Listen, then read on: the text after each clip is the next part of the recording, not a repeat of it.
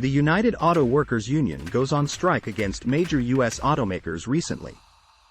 Specifically, it's the first coordinated walkout against Detroit's Big Three automotive companies. Initially, the union is taking a targeted approach, only striking select plants so far.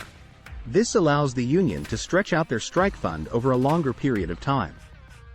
But it also limits the wider impacts of the strike by keeping most factories still operating.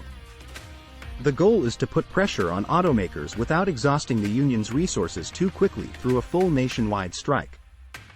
By striking fewer plants, they can prolong the strike while minimizing disruption. In turn, it puts mounting pressure on automakers to eventually meet union demands. Therefore, the strike signals renewed labor tensions arising amid ongoing sustainability shifts. In particular, workers want fair compensation as companies transition to electric vehicles.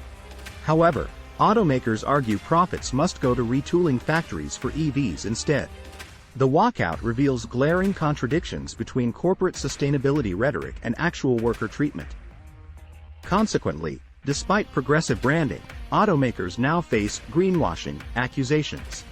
The strike provides cautionary lessons on unintended consequences of rapid sustainability transitions. While well-intentioned climate policy seeks public good, it can inadvertently burden specific groups like labor. And finding equitable solutions means moving beyond simplistic win-win narratives.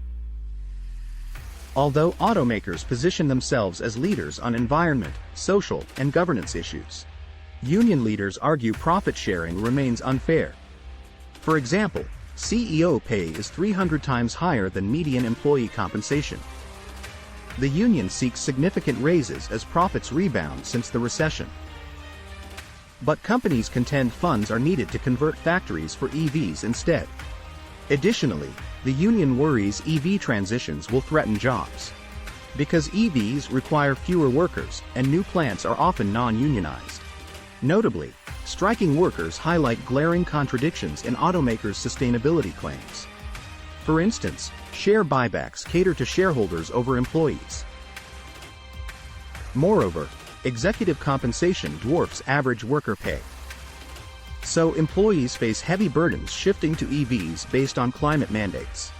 Since new battery factories tend to be non-unionized with lower wages. Overall, workers argue they shouldn't solely bear transition costs. Previously, the automaker industry touted ambitious sustainability goals and practices. Yet now they reject worker demands around compensation and job security. This disconnect exposes gaps between PR and labor relations realities. Fundamentally, sustainability shifts inherently create winners and losers. However, proponents downplay this, claiming universal benefit. The strike reveals the deep flaws in this optimistic narrative. Clearly, sustainability can intensely disrupt industries and workers. Thus, smooth transitions require proactive planning and supporting affected groups. Currently, the auto industry faces pressure to cut emissions via EVs. But displaced workers argue they unfairly bear these burdens.